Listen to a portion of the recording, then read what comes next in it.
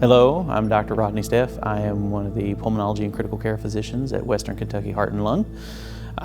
We're going to talk about asthma and COPD, which are a bit of an umbrella term. Those encompass a type of disease called obstructive lung disease. And what that means is you can get air in okay, but you have trouble getting the air back out again. And asthma and COPD tend to cause people breathing trouble that range anywhere from just a little short of breath when you go up a flight of stairs all the way to even being breathless when you're just sitting on the couch.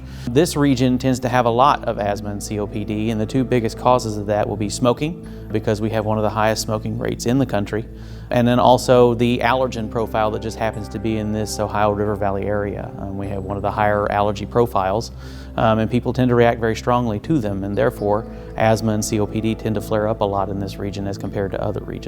When you're talking about trying to determine if you have asthma or COPD, the only formal way to know is by an evaluation with a pulmonologist and have pulmonary function tests, which can determine whether or not you have some level of obstructive lung disease. But in general, symptoms that might make you think you might have one of these obstructive diseases would be wheezing, shortness of breath with activity, sometimes even shortness of breath at rest, and also shortness of breath that tends to come on with particular activities, particularly with asthma. You can get exposed to something outside, such as dust or certain animals, and if you notice that you tend to have breathing trouble after a consistent exposure to those particular environmental triggers, then you may have asthma or COPD.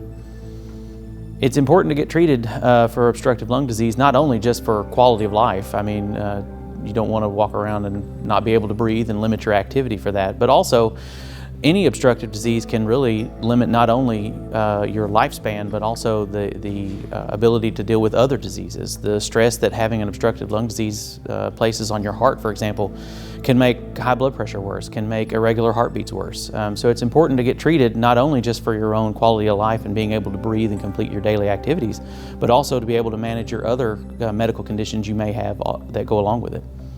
So if you're worried you may have asthma or COPD or any cause of shortness of breath, a great place to start would be to be evaluated by one of our pulmonologists here at Western Kentucky Heart and Lung.